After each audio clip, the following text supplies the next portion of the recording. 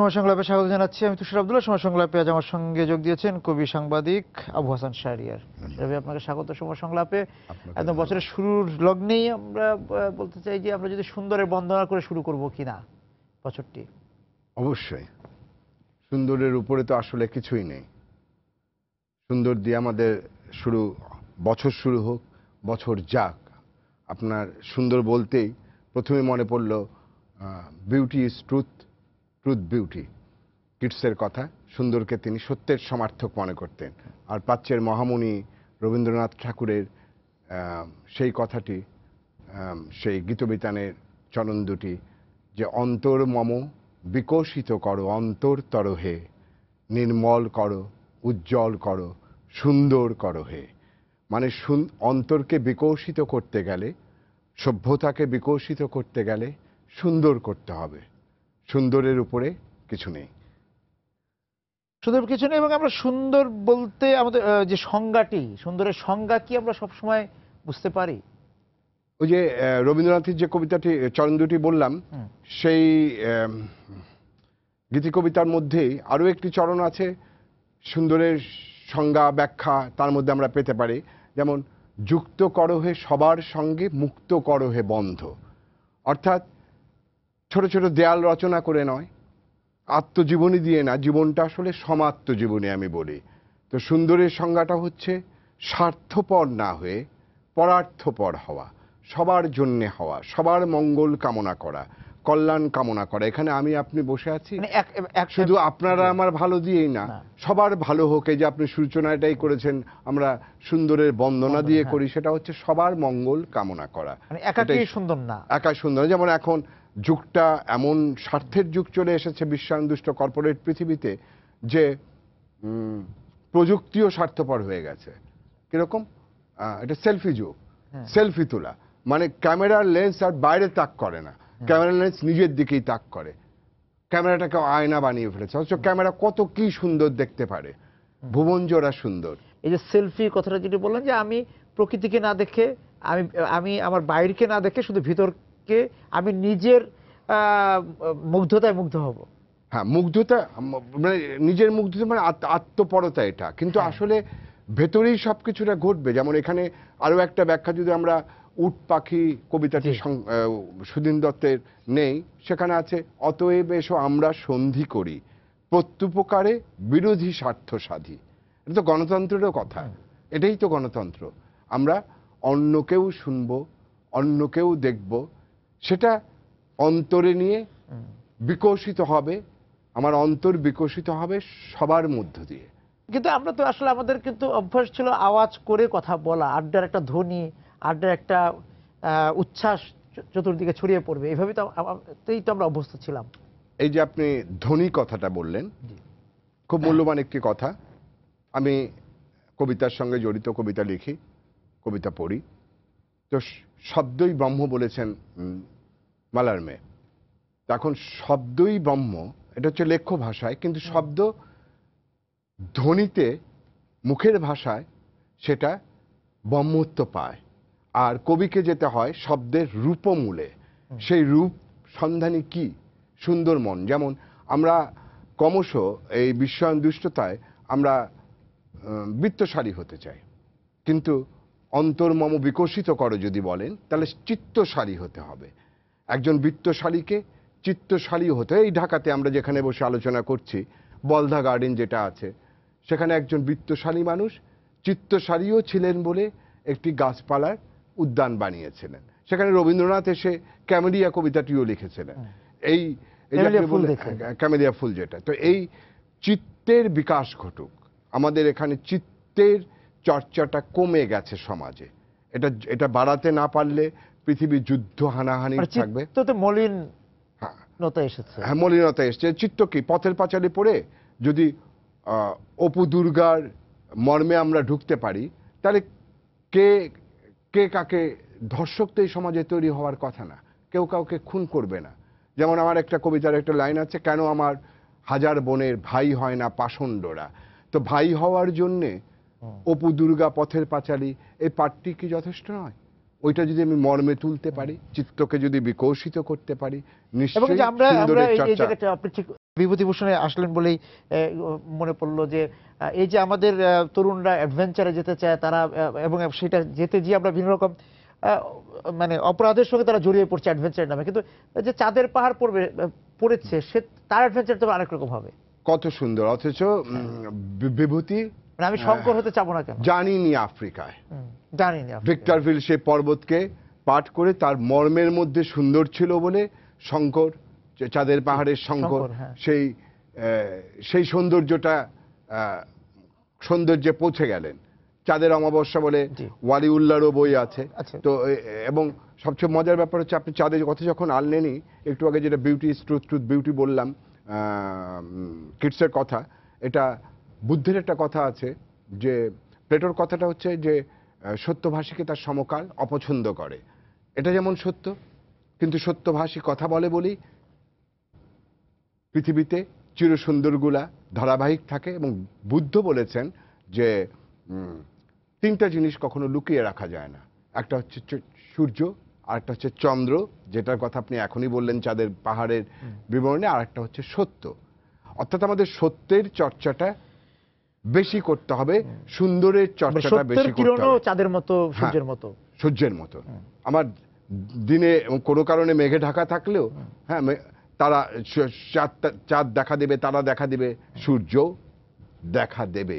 সূর্য অস্তমিত থাকলে, অস্তমিত হয়ে আর না উঠলে পৃথিবীর সভ্যতার ধারাবাহিকতাই থাকতো না, মানব সভ্যতার না প্রাণেরই ধারাবাহিকতা থাকতো না। এবং আমাদের যাপিত জীবনের অনেক সুন্দর কিন্তু আছে। আমরা সুন্দর নিয়ে কথা বলছি, আমরা ভাবছি যে সুন্দর নেই, কিন্তু সুন্দরকে দেখার যে চোখ, আমরা দেখার শুধু চোখ তো মন দিয়েও দেখতে হয়। এই যে তৃতীয় নয়ন, ষষ্ঠ ইন্দ্রিয়, এই যে সুন্দর দেখার যে ইন্দ্রিয়গুলো আছে সেগুলোর কপাট কেন বন্ধ? আমরা বন্ধ রাখি, সেটা সুন্দরকে উপলব্ধি করতে পারি না, দেখতে পারি না বা দেখি না। এটা হচ্ছে অন্তর যদি বিকশিত না হয়, মনকে যদি মননের ডানাও দিতে না পারি। আবারও আমার একটি কবিতার লাইন দিয়ে বলছি যে নষ্ট চোখে পাখিকেও আকাশের ময়লা মনে হয়। চোখ যদি নষ্ট হয়ে যায়, আপনি পাখিকেও ময়লা দেখবেন। আর যখন আমরা মনে নষ্ট হয়ে যাই, তখন নদীর সৌন্দর্যকে আহত করি, নদী শাসন করি। নদী সুন্দর, শিশু সুন্দর আমাদের ঘরে, শিশুরা সুন্দর কারণ তার সত্যের বেশি কাছাকাছি থাকে। শাসন কথাটা বললেন, আমরা কি সুন্দরকে শাসন করি? নদী শাসনের মধ্যেই পড়ে এই ব্রিজ, সাঁকো বানাই আর নদীর গতিপথ ঘুরিয়ে দিই, নদীকে তার স্বতঃস্ফূর্ততা থেকে ব্যাহত করাই মানে, নদীর স্বতঃস্ফূর্ততা ব্যাহত করাই মানে শাসন। সংস্কৃতিও স্বতঃস্ফূর্ত এগোয়, তাকে শাসন, তাকে তার পথে চলতে না দেওয়া মানেই শাসন। প্রকৃতিকে আমরা শাসন করছি, প্রকৃতিকে আমরা শাসন করতে চাই। বৃক্ষ আমাদের বাঁচার অক্সিজেন দেয়। আমরা বর্ষায় গাছ লাগাতে পারি, গাছ লাগাই না। এটা কিছু না, আমার নিজের জমি নেই, আমি পরের জমিতে গাছ লাগিয়ে বেড়াই এবং সহস্রাধিক গাছ লাগিয়েছে এবং সেগুলোর খবরও নিয়ে থাকি। চাইলে করাই যায়, না হলে টবে ঘরের মধ্যেও করা যায়।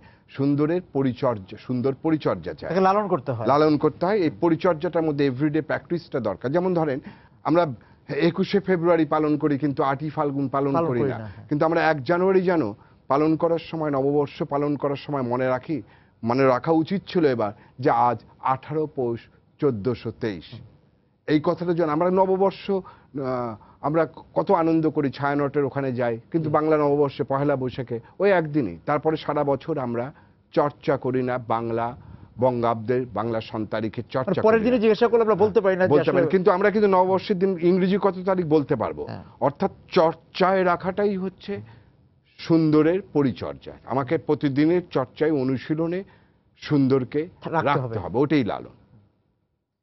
এবং এই যে সুন্দরকে রাখার জন্য, যে নিজেকে সুন্দর করার জন্য তো বই অনিবার্য, পাঠ অনিবার্য। পাঠ দুই রকম আছে, একটা হচ্ছে দেখেও পাঠ করা যায়, আবার যেটা শুনেও পাঠ করা যায়, জেনেও পাঠ করা যায়, আড্ডারও দরকার আছে। আপনি যখন বললেনই পাঠ কথাটি আসলো, এই ধরেন একটা অর্ধ সুন্দর এবং পূর্ণ সুন্দরের ব্যাখ্যা দিই। এই বইমেলা আমি 2007 সালে বইয়ের পাঠ উন্মোচন করেছিলাম লেখক চিন্তাবিদ যতীন সরকারকে নিয়ে। পাঠ উন্মোচনটা কি? বই তো মূলত টেক্সটে, ভেতরে, যেটাকে এখন পুষ্কর দাশগুপ্ত বলছেন দৃশ্য পাঠ্যবস্তু সাইনের বদলে। তো বইয়ের প্রচ্ছদটা দেখানো যে সব না। আমাদের এখানে মোড়ক উন্মোচন কেন হয়? এটা অর্ধ সুন্দর, অবশ্যই প্রচ্ছদের সুন্দর, বইয়ের ললাট, বইয়ের মলাট, লেখকের ললাট, কিন্তু ওইটুকু দেখা হয়, ভেতরে ঢুকছে না। তা আমি আমার বক্তব্যটা হচ্ছে, একটা এরকম যদি অনুষ্ঠান করতেই হয় তাহলে সেটা কবিতার বই হলে একটা কবিতা, প্রবন্ধের বই হলে, গল্পের বই হলে একটা প্যারা পঠিত হোক। তো এটা হচ্ছে পূর্ণ সুন্দর। আমাদের সুন্দরের দিকে যাত্রাটা যেতে হবে।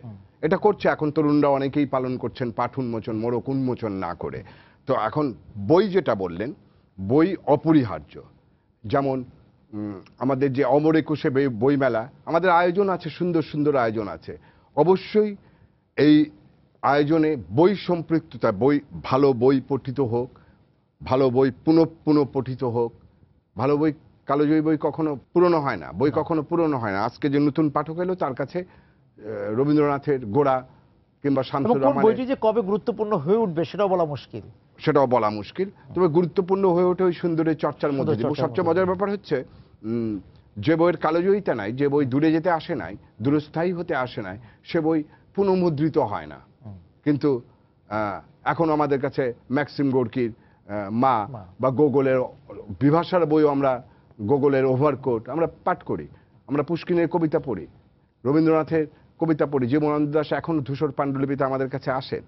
তো কথা হচ্ছে বই শুধু না, সুন্দরের একটি সুন্দর, সঙ্গে সঙ্গে আপনাকে পরিব্রাজক হতে হবে। ভ্রমণ একটি অত্যন্ত জরুরি বিষয়, কারণ আমরা এখন নাগরিক জীবনে প্রকৃতির স্পর্শ, প্রকৃতিকে সেইভাবে পাই না। ভ্রমণ থেকে সেটা পাওয়া যায়।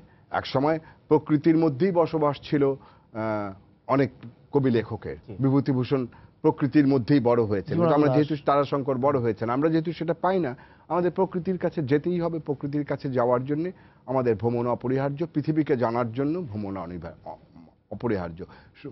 যেহেতু আজকে আপনি সুন্দর দিয়ে শুরু করেছেন, আমি বলতে চাই সুন্দরের কাছে পৌঁছানোর জন্য অসুন্দর উজিয়ে, আমাদের যানজট উজিয়ে আমাদের একটা মেঠো পথে যেতে হবে। আমাদের অসুন্দর উজিয়ে সুন্দরের কাছে যাওয়ার চেষ্টা আমাদের থাকা উচিত। আমাদের অন্তরের মধ্যে সেই বাসনাটি থাকা উচিত। শুধু বাসনা থাকলেই হবে না। আমি এটা সব সময় বলি, কেউ বলে যে আমার খুব ইচ্ছে করছে ওখানে যেতে, কোথাও ঘুরে আসলে, আমি বলি ইচ্ছেকে দাও উড়াল ডানা। ইচ্ছেকে একটা উড়াল ডানাও দিতে হয়। অর্থাৎ ইচ্ছে খালি করলেই হয় না, একটা ইচ্ছের পাহাড় হয়ে যাবে কিন্তু কোথাও গেলাম না।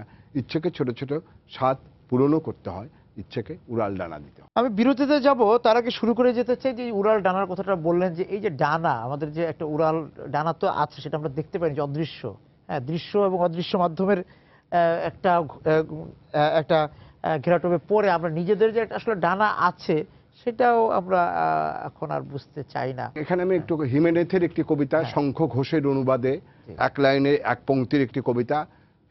শিকড়ের ডানা হোক ডানার শিকড়, ডানারও শিকড় থাকার দরকার আছে, শিকড়েরও ডানা হবার দরকার আছে। হ্যাঁ, মেলাবো মিলিব, যেটা আর কি, হ্যাঁ, দেব নেব মেলাবো মিলিব, এই জিনিসটা হচ্ছে আপনাকে থাকতে হবে। সেটা আমরা কি বিরতির পরে আসি। হ্যাঁ, এবং সেখানে একটু বলা যে আমাদের ওইখানে একটু যোগ করবেন আপনি নিশ্চয়ই আলোচনায়, যে এই যে আমার নিজের সুন্দর আছে কিন্তু আমি নিজের সুন্দরকে উপেক্ষা করছি, দেখতে পাচ্ছি না, আমি আপনার সুন্দর দেখেই বিমোহিত হচ্ছি এবং আফসোস করে যাচ্ছি আমার কোনো সুন্দর নেই। এইটাও তো আমাদের মধ্যে এক ধরনের স্বার্থপরতা, আত্মপ্রতারণার বিষয় আছে। উপেক্ষা করে আপনার সুন্দরী বিমোহিত থাকার চেষ্টা করছি। বিষয়টা হচ্ছে যে আত্মপরতার কথা আমি আগেই বলেছি, যে আমরা যদি না দেখি, সবার সঙ্গে সৌন্দর্যের সঙ্গে যদি নিজেকে মেলাতে না পারি, তাহলে আমরা আত্মপর হয়ে যাব। একটা কুপমণ্ডুকতা শব্দটা কেন ওখানে, কিন্তু আত্মাই সমস্ত সৌন্দর্যকে উপলব্ধি করে বা ধারণ করে, কিন্তু দেখতে হবে তো, চোখ আছে কেন, চোখ দিয়ে তো দেখতেও হবে। তো ধরেন রফিকা দিদির একটি বই আছে, কবি রফিকা দিদির সশস্ত্র সুন্দর। সেই সশস্ত্র সুন্দরটা কি, যে তার নাম কবিতার একটি পংক্তি, যে সশস্ত্র সুন্দর এসে তোমাদের ঘটাবে পতন। এটা আমাদের মুক্তিযুদ্ধ। কখনো কখনো সুন্দরকে সশস্ত্রও হতে হয়, কারণ সমাজটা কি হয়ে গেছে, আগ্রাসী হতে হয়। আমাদের এখন সমাজটা হয়ে গেছে, ভাস্কর চক্রবর্তীর পংক্তি দিয়ে বলি, যে ভেতরে শরীর নেই, কার জামা ঝুলছে বারান্দায়। তো এটা যদি একটা প্রতীকে বলা হয়েছে, ভেতরে শরীর নেই মানে কি, আমাদের আত্মায় যদি শুদ্ধতা না থাকে, আত্মা যদি সুন্দর না থাকে, কলুষিত আত্মায় আমাদের পোশাকি একটা চর্চা চলবে সব। আমরা এমনি মুখোমুখি কেমন আছেন ভাই, ভালো আছি, কারণ ভালো না থাকলে পাশে দাঁড়াবে না। তো ইংরেজিতে সিম্প্যাথি এবং এমপ্যাথি দুটো আলাদা শব্দ আছে, আমাদের বাংলায়ও কিন্তু আছে, সহানুভূতি আর মর্মানুভূতি, মর্মস্পর্শী বেদনা। মানে একটা লোক আহত হয়ে রাস্তায় পড়ে আছেন, সহানুভূতি জাগলো, হ্যাঁ খারাপ লাগলো, লোকটা আমিও হতে পারতাম। আর এমপ্যাথি হচ্ছে ওই লোকটা তো আমি, দৌড়ে গিয়ে তাকে বাঁচানোর চেষ্টা, এটা এমপ্যাথি, নিজেকে ওই অবস্থানে নিয়ে যাওয়া, ওই অবস্থানে নিয়ে যাওয়া। এই যে আপনি যেটা শুরুতে বললেন, আমরা আত্মপর হয়ে যাচ্ছে, আমাদের একটু পরার্থপর হতে হবে। যেমন আমি এখানটায় বলি, মুক্তিযুদ্ধের প্রসঙ্গে এসেছে, আমাদের ৭১-এ আমরা ৭.৫ কোটি বাঙালি, এই বাঙালিকে স্বার্থপরতার দ্বীপ স্বার্থপরতার থেকে একত্রিত করতে পেরেছিলেন একজন মহান নেতা, আমাদের জাতির জনক বঙ্গবন্ধু শেখ মুজিবুর রহমান। তিনি ৭.৫ কোটি মানুষকে একত্রিত করেছিলেন, তাই আমরা মাত্র ৯ মাসের মুক্তিযুদ্ধে দেশকে আমাদের ভারত মুক্ত করতে পেরেছিলাম। আজকে আমরা ১৭ কোটি মানুষ একটা হিসেবে, দ্বিগুণেরও বেশি। কেন আমরা এরকম ছাড়া আমরা পাশের ফ্ল্যাটের মানুষকে চিনি না আজকে, যে জায়গায় নগর জীবনে বাস করি। এই জায়গাগুলোতে আমাদের ভাবতে হবে, যেমন আমার শিশুকে যে আমি রক্ষা করতে চাই, আমার শিশু কার সঙ্গে থাকবে, আমার সন্তান কার সঙ্গে থাকবে, ওর বয়সী শিশুদের সঙ্গে থাকবে। তাহলে পথের মধ্যে যে পথ শিশুরা বড় হচ্ছে, তাদের প্রতি আমাদের চিন্তাকে, ভাবনাকে আমরা রেখেছি? আমরা তো মারা যাব, ব্যাংক ব্যালেন্স রাখে বা আপনি ওর জন্য একটা বাড়ি বানিয়ে বা যাই করে রেখে যান, ও তো থাকবে ওর সমবয়সীদের সঙ্গে। তারা যদি সুন্দরকে চর্চা না করে, তারা যদি অসুন্দর হয়, তারা যদি খুনি হয়, তাহলে তো আমার সন্তানও খুন হবে। এই জিনিসগুলো আমরা ভাবি না, এই জিনিসগুলো ভাববার আছে। সুন্দরের চর্চা হচ্ছে আত্মপরতায়। পরের সুন্দরটা আসলে সুন্দর কিনা জানি না, কিন্তু আমার সুন্দর তো সুন্দর। আমি ওই যেটা বলছিলাম যে অন্যের সুন্দর দেখে একটা আক্ষেপ, কিন্তু আমার সুন্দর আমি লালন করি না। ওই এখানে একটা বেদের ঋষিরা বলতেন যে আত্মনি ব্রহ্মণ, ব্রহ্মণী আত্মন। ব্রহ্মাকে বলতেন যে ব্রহ্মা কোনো বাইরে না, আমার আত্মার মধ্যেই ব্রহ্মা আছে। তো আত্মার ব্রহ্মাকে জাগাতে গেলে আপনাকে ব্রহ্মার সামগ্রিক সুন্দরকে লালন করতে হবে, সব সুন্দরকে ভালোবাসতে হবে, সবার সুন্দরকে, অন্যের সুন্দরকে যদি আমি নিজের সুন্দর ভাবতে না পারি, অন্যের কোনো ভালো কাজকে যদি আমি ভালো কাজে যদি আমি আনন্দিত হতে না পারি, আমি যদি শিশুকে ভালোবাসতে না পারি, আমি যদি একটা গোলাপ দেখে আনন্দিত হতে না জানি, আমি যদি সুরের মূর্ছনা হারাতে না জানি, আমি নদী দৃশ্যে এবং নিজের যে সুন্দরের শক্তি সেটা যদি উপলব্ধি করতে না করা যায়, তাহলে নিজের শক্তিটা উপলব্ধি করতে পারবো না। তো অন্তর্মম বিকশিত করো অন্তরতর হয়ে। অন্তরতর বলতে তো তিনি ব্রহ্মাকেই বুঝিয়েছেন, তিনি সেই মানে পরম স্রষ্টাকেই বুঝিয়েছেন রবীন্দ্রনাথ ঠাকুর। সেটাকে বিকশিত করতে গেলে আপনার বিকাশমান পৃথিবীর দিকে তাকাতে হবে। ভুবন জোড়া সুন্দর, একটু আগে আপনি বলেছেন পৃথিবীতে সুন্দর বেশি। আমি মনে করি পৃথিবীতে এখনো সুন্দর বেশি। মানব রচিত সভ্যতায় অনেক অসুন্দর দেখা যায়, কিন্তু পৃথিবীতে এখনো সুন্দরের পরিমাণ বেশি। আমরা এই যে সুন্দরের কারণে ভোগের সুন্দরে নিজেদেরকে সমর্পিত বা বিসর্জন দিয়েছি কিনা, এই যে আপনি বিশ্বনের কথা বলছেন, আন্তর্জাতিকতাবাদের কথা বলছেন, বাজারের কথা বলছেন, দিয়েছি তো বটেই। হ্যাঁ, যেমন একটু আগেই বলেছিলাম যে আমরা বৃত্তের পেছনে ছুটি, চিত্তের পেছনে ছুটি না। আমরা বৃত্ত দিয়ে সবকিছুর মূল্যায়ন করি। পৃথিবী তো ভোগবাদী পৃথিবী হয়ে গেছে। ভোগ সুন্দর, হ্যাঁ। তো শিক্ষা পণ্য, স্বাস্থ্য, এটা আগে সেবা ছিল, স্বাস্থ্য সেবার নাম দিয়েও বলা হয় পণ্য। একটা সময় তো হোটেল নামক ধারণাটাই ছিল না, তখন সরাইখানা করানো হতো। একজন পথিক যাবে এক জায়গা থেকে আর এক জায়গায় যাবেন মুসাফির, তাকে খাওয়ানোর ব্যবস্থা আগে মানুষ করতো, তারপরে রাষ্ট্র করেছিল যেখানে সরাইখানায় খাবে। এখন সেটাও হোটেল আছে, সবকিছু হচ্ছে কেনা বেচা। এর বাইরেই সৌন্দর্য আছে। যেমন সুকুমার কলা বলা হয় শিল্প সাহিত্যকে, সুকুমার বৃত্তি বলা হয়, যেটা আমাদের চিত্তের বৃত্তশালী হওয়ার পথ। সেই জায়গাগুলো চর্চা করতে হবে। এটা অনেক দূরে চলে আসছে, এতটাই দূরে চলে আসছে আমাদের। আপনি সুন্দর বলছিলেন যে অবশ্যই আলো সুন্দর, আরো আলো আরো আলো বলে রবীন্দ্রনাথ তার গানে কথা বলেছেন। আমাদের একটা বন আছে, সুন্দর দিয়ে নাম, সুন্দরবন, সেখানে গাছ হয় সুন্দরী।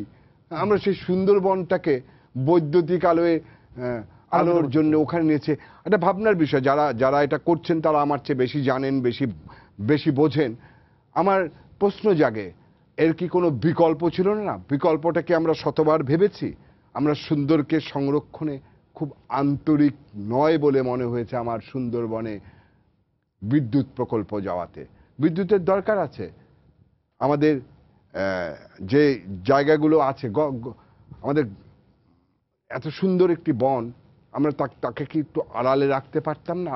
আর একটু যত্নে রাখতে পারতাম না? সুন্দরকে যত্নও করতে হয়। শিশু যেমন পরিচর্যা চায়, চারা গাছ পরিচর্যা চায়, নদী পরিচর্যা চায়, আমার সুন্দরবনও সেই পরিচর্যা চায়।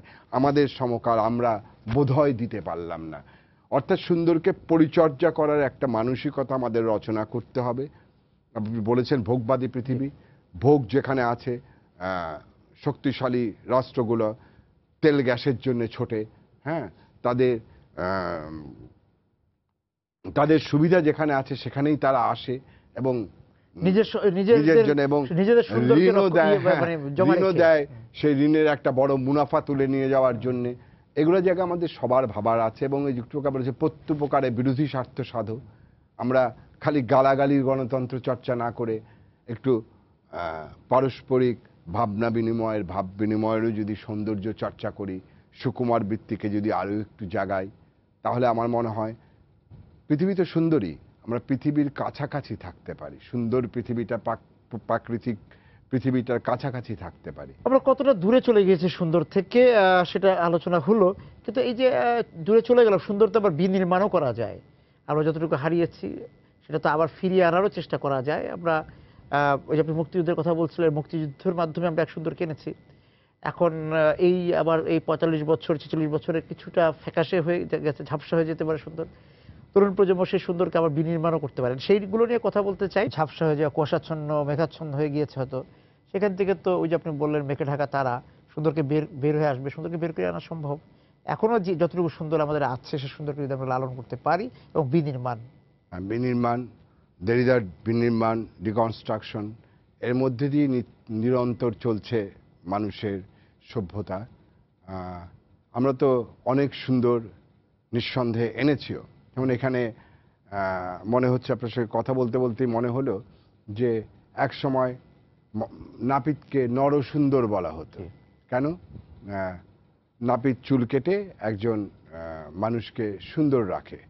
তো এই যে নরসুন্দর বলা হতো, অর্থাৎ সুন্দরের চর্চা আজকের থেকে না, বহু আগ থেকেই মানুষ মনে করেছে। এখনো আছে বিউটি পার্লার, হ্যাঁ, মেয়েদের বিউটি পার্লার, ছেলেদেরও আছে। তো খালি এইটা না, বহিরাঙ্গে সুন্দর হয়ে লাভ নেই যদি আমরা অন্তরে মর্মে সুন্দর না হতে পারি। অর্থাৎ সুন্দরের একটা ভারসাম্যও থাকা দরকার আছে। সুন্দরের ভারসাম্য মানে প্রযুক্তি একটি সুন্দর বিষয়, বিজ্ঞান যেমন সুন্দর, আবার বিজ্ঞান যখন মারণাস্ত্র হয়ে কোনো নিরীহ মানুষকে গুলিবিদ্ধ করে তখন সে অসুন্দর হয়ে যায়। তাহলে বিজ্ঞান আবার যখন একটি চিকিৎসার মাধ্যমে একজন মুমূর্ষু রোগীকে বাঁচিয়ে তোলে তখন সে সুন্দর। আপনার কাছে কি সেরকম মনে হয় যে এই যে আমরা সুন্দর কথা আলোচনা করছি, সেখানে আমাদের চারপাশে সমাজে আমরা যেই জায়গায় আছি অবস্থান করে, সেখানে সুন্দরের যারা তদারক করতেন, একটা তদারকেরও দরকার আছে সুন্দরকে রক্ষার জন্য, আবার সুন্দর যারা তৈরি করবেন সেই শিল্পী, দুইটার আপনি সংকট বা অভাব তাদের দেখছেন কিনা? এটা দেখতেই হবে। এটা হয়তো কম মানুষ দেখছেন, কম জনা দেখছেন, হয়তো এটা প্রাধান্য পাচ্ছে না। কিন্তু এটাকে প্রাধান্য না দিলে সুন্দর মানে কি?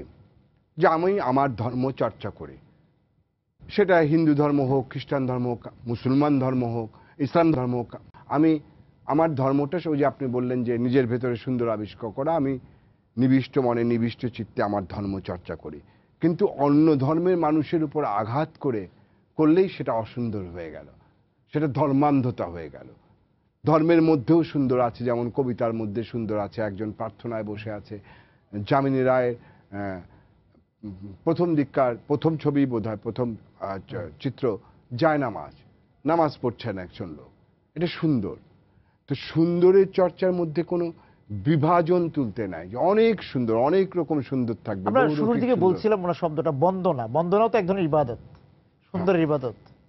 সুন্দরের ইবাদত বন্দনা, বন্দনা দিয়েই শুরু হতো আপনার আগে পুঁথির যুগের, হ্যাঁ, পুঁথির যুগের পুঁথিকাব্য বন্দনা দিয়ে শুরুতে বন্দনা করতে হবে। সেই বন্দনাগুলোর মধ্যে ছিল উত্তরে বন্দনা অন্যের করি, দক্ষিণে প্রশংসা বন্দনা করা, করি, হ্যাঁ, অনেকের প্রশংসা করা, এই পৃথিবীর রূপরসের প্রশংসা করা এবং অনেকের গুণকীর্তন। হ্যাঁ। তো অন্যের প্রশংসাটাও করতে হবে। খালি আমি চাই, আমি চাই, আমাকে দাও, আমাকে দাও করলে তো সুন্দরের চর্চা হলো না। সুন্দরের চর্চা হচ্ছে, ভারসাম্য হচ্ছে, অন্যের সুন্দরকেও আমার সুন্দর বলতে হবে। নিজের সুন্দর আমার সুন্দর, অন্য একজন বললে সুন্দর দেখায়। তো এটাই হচ্ছে সুকুমার বৃত্তি এবং শিল্প সাহিত্য।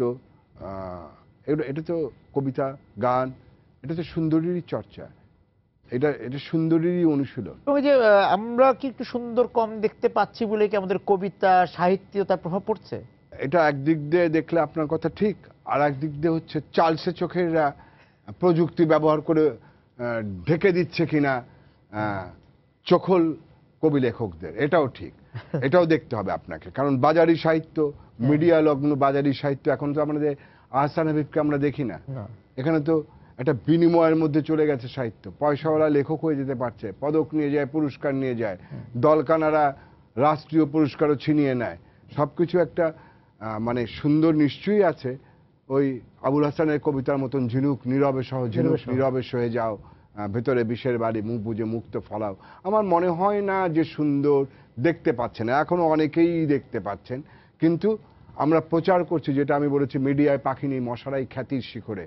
মিডিয়া কি প্রচার করছে কিনা? আমরা 7 খুনের নায়কের ছবি দিয়ে আমাদের লাগাতার কয়েকদিন যায় হচ্ছে নিউজ অ্যান্ড ফলো আপ খালি ওর উপরে। আমরা কয়টা সুন্দর, কয়টা জিনিস, আমার একটা সুন্দর তো কিছু এই ধরনের 1 তারিখ একটা সুন্দর হয় আমাদের বেশ কয়েক বছর ধরে। আমরা যে বই উৎসব, হ্যাঁ, বই উৎসব, আমরা গতকাল একটি পত্রিকা দেখলাম যে একজন শালিককে খাবার দেয় বলে সব শালিক সেখানে গিয়ে জমা, শালিক গিয়ে জমা হয়।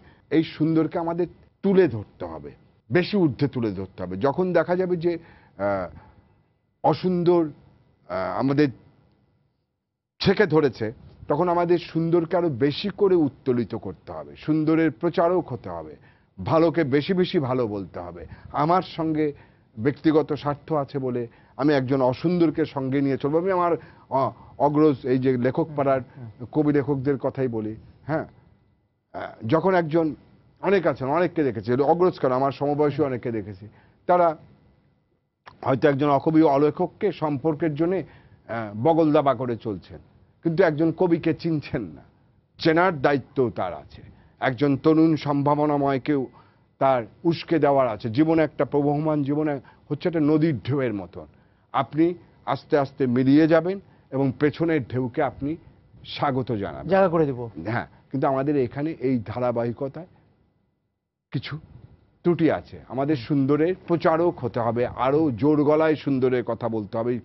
আপনি শুরুর দিকে বলেছেন এই উচ্চ স্বরে আমরা বলি না অনেক ভালোর কথা, এবং আমাদের উচ্চারিত হয় না। আমাদের সমকালে সত্যভাষী, প্লেটোর কথা অনুসারে সমকালে সত্যভাষী অনেকের কাছে নিন্দনীয় হয় ভয়ে সত্য উচ্চারণে আড়ষ্ট হলে চলবে না।